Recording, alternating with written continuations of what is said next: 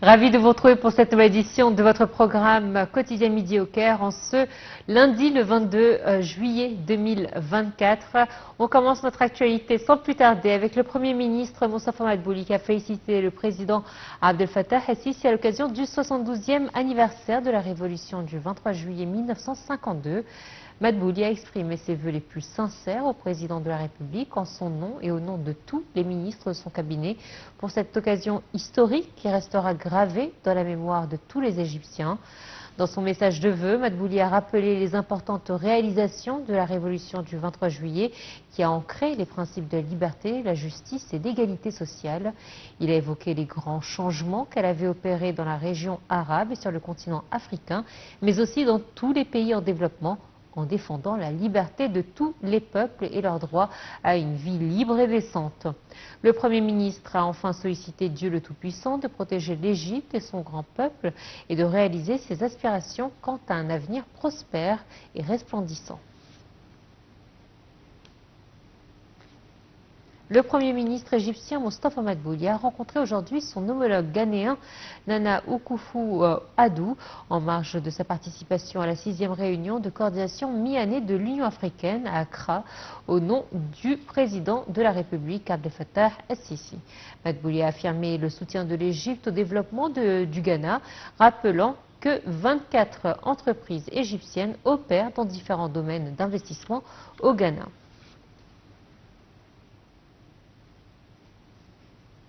En marge de la 6e réunion de coordination de mi-année de l'Union africaine, le Premier ministre s'est entretenu avec son homologue algérien Nazir El Arabaoui en présence du Premier ministre des Affaires étrangères et de l'immigration Badr Abdelati. Au cours de l'entretien, Madbouli a mis l'accent sur les relations fraternelles et historiques reliant l'Égypte et l'Algérie, soulignant les efforts qui lient donc la direction politique des deux pays. Madbouli a également dit aspirer à renforcer les relations bilatérales et à les promouvoir aux relations stratégiques. Le chef du gouvernement a affirmé que l'Égypte était prête à travailler sincèrement et de façon assidue pour consolider l'intégration économique entre les pays africains, frères, et booster le taux de développement dans les pays du continent en vue de contribuer à améliorer le niveau de vie des populations. Le chef du gouvernement a fait cette déclaration en marge de sa participation au nom du président Abdel Fattah el-Sisi lors de la 6e réunion de coordination de mi-année de l'Union africaine qui a débuté à Accra à la lumière de la présidence par l'Égypte du nouveau partenariat pour le développement de l'Afrique, connu sous le nom de NEPAD. Voici un compte rendu. Le Premier ministre Moustapha Madbouli a rencontré en marge de sa participation au nom du président Abdel Fattah el-Sisi à la session inaugurale de la 6e réunion de coordination de mi-année de l'Union africaine qui a débuté hier à Accra, capitale du Ghana. Plusieurs dirigeants, chefs de gouvernement et responsables africains étaient présents. Dr Badr Abdelati, ministre des Affaires étrangères, de l'immigration et des Égyptiens à l'étranger, et l'ambassadeur Ayman Dessouki Youssef, ambassadeur d'Égypte au Ghana. Le conseiller Mohamed Al-Humoussani, porte-parole officiel de la présidence du Conseil des ministres, a déclaré que les rencontres tenues par le Premier ministre avant la session inaugurale se sont déroulées dans une atmosphère de cordialité et d'accueil mutuel entre Dr Moustapha Madbouli et les dirigeants et responsables africains, où toutes les parties ont exprimé leurs souhaits pour que la réunion de coordination de mi-année de l'Union africaine se termine par des résultats fructueux, contribuant à un développement accru des pays du continent africain. Dr Madbouli a prononcé un discours dans le cadre de la 6e session de la réunion de coordination de mi-année de l'Union africaine et qu'il tienne en marge de sa visite au Ghana plusieurs réunions bilatérales avec certains responsables pour discuter des efforts visant à réaliser l'intégration économique et à promouvoir le développement entre les pays du continent africain. La participation du Premier ministre à la réunion de coordination de mi-année de l'Union africaine s'inscrit dans le cadre de la présidence actuelle de l'Égypte de l'Agence de développement de l'Union africaine, NEPAD. Une source bien informée au Caire a nié catégoriquement tout accord ou entente avec Israël sur le couloir de Philadelphie. Selon la même source, toutes ces allégations s'inscrivent dans le cadre de la quête israélienne inlassable pour dissimuler son échec militaire continu dans la bande de Gaza. La source a en outre signalé que l'Égypte insiste sur un retrait israélien impérieux et total du corridor de Philadelphie, tout en insistant également sur la nécessité du retrait israélien du passage de Rafah sur le côté palestinien pour pouvoir reprendre le fonctionnement du passage. Le ministre des Affaires étrangères et de l'immigration et des affaires des Égyptiens expatriés, Badr Abdelghati, a rencontré le commissaire aux affaires politiques, à la paix et à la sécurité de l'Union africaine, M. Bankole Adeoye,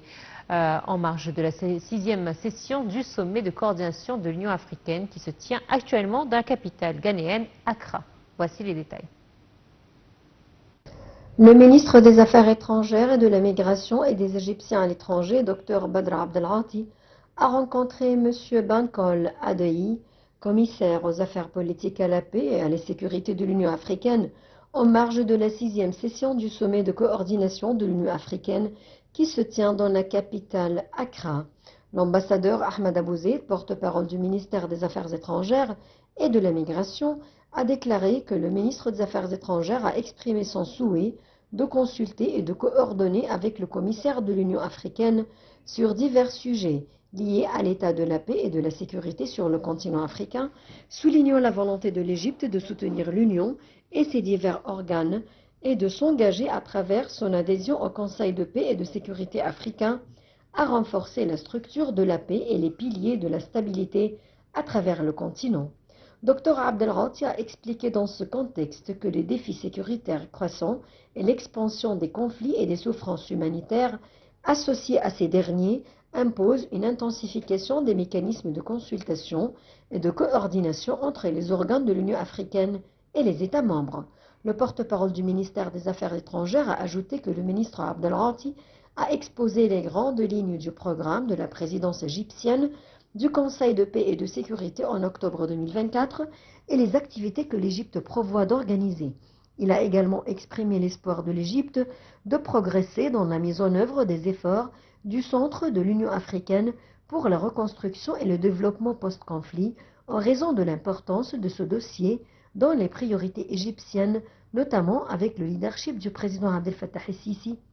à ce sujet au niveau de l'Union africaine et la nécessité évidente des pays africains pour l'activité de ce centre, compte tenu des nombreuses crises que connaît le continent. En ce qui concerne le Soudan, les deux parties ont discuté des développements politiques et sécuritaires de la crise soudanaise et ont convenu de l'importance de l'unification des forces politiques civiles soudanaises, de la nécessité de préserver l'unité du Soudan et de ses institutions nationales, ainsi que de la coordination des efforts entre les voies de médiation régionale et internationale.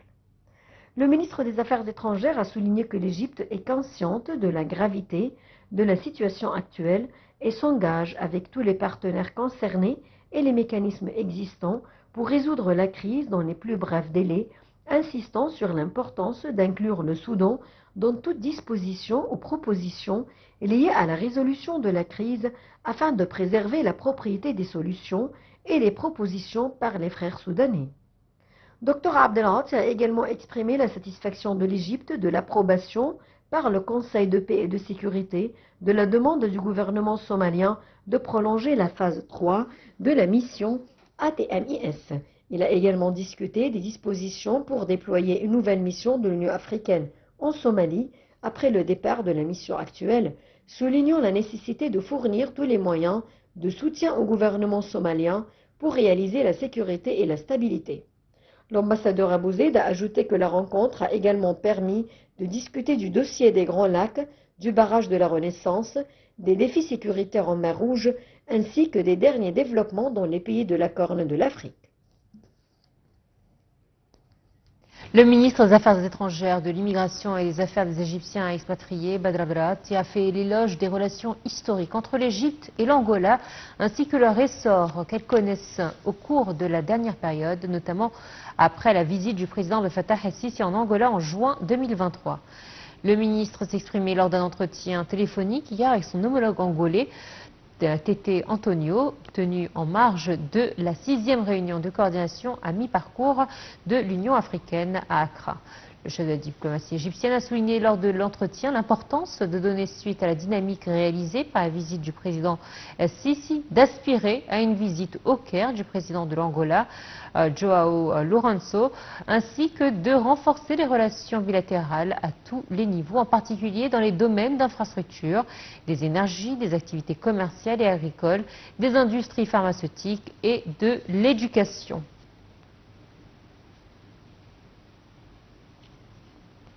Toujours concernant le ministre des Affaires étrangères, Badr Abdelghati, qui s'est entretenu avec ses homologues des îles Comores, Mohamed Mbaye, et de Zambie, Moulambo Ayembe, autour du renforcement des relations bilatérales, et ce en marge de la 6e réunion du NEPAD, qui se tient actuellement au Ghana. Lors de son entretien avec son homologue des îles Comores, le ministre Badr Abdelghati a examiné les relations bilatérales et la situation à Gaza, au Soudan et en Libye. Je cite, il y a une importante appréciation pour le soutien de l'Égypte à ses frères des îles Comores dans les domaines de la formation, de la construction, des capacités concernant en particulier les bourses d'études à l'université d'Al-Azhar et à l'université du Caire, a déclaré le porte-parole du ministère des Affaires étrangères, l'ambassadeur Ahmed Abouzid. Le chef de la diplomatie égyptienne a également rencontré le ministre des Affaires étrangères et de la coopération internationale de Zambie, avec qui il a eu des propos amicaux en marge de la dite réunion. Les deux ministres ont discuté de l'importance de la coopération bilatérale, la multiplication des programmes de formation et de construction des capacités et du maintien du rythme de concertation sur les questions régionales. On enchaîne cette fois-ci avec la ministre de la Solidarité sociale et vice-présidente du Croissant Rouge égyptien, CRE, Madame Maya Morsi, qui a visité hier le QG du CRE et rencontré les membres du comité exécutif du conseil d'administration du Croissant Rouge et les bénévoles, exprimant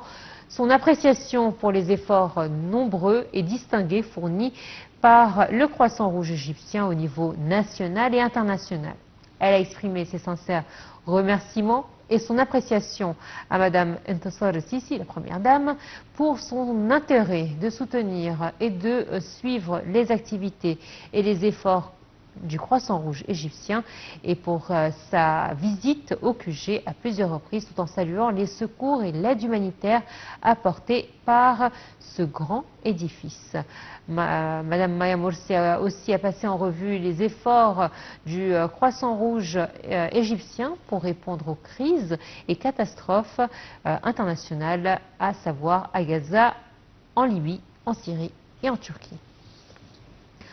On enchaîne avec un petit peu plus de gaieté cette fois-ci. Le festival de l'Alamin, dans sa 2e édition, a de nouveau illuminé la scène culturelle et artistique de la région, capturant les cœurs et les esprits de tous ceux qui ont pu y assister. Niché dans la splendeur de la nouvelle ville de l'Alamin, ce festival incarne un mélange envoûtant de divertissement, de sport et de culture, offrant une évasion spectaculaire du quotidien. Dès l'aube, la ville résonne des rires et des exclamations de joie des visiteurs, tous venus découvrir les merveilles du festival.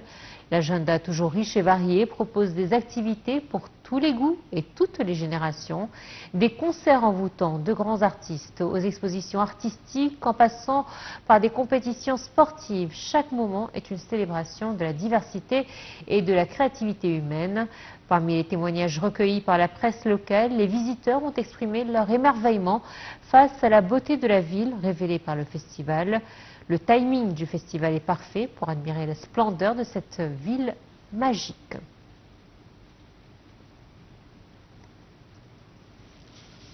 C'est la fin de notre édition. J'étais ravie d'être en votre compagnie. Très bonne suite de programme.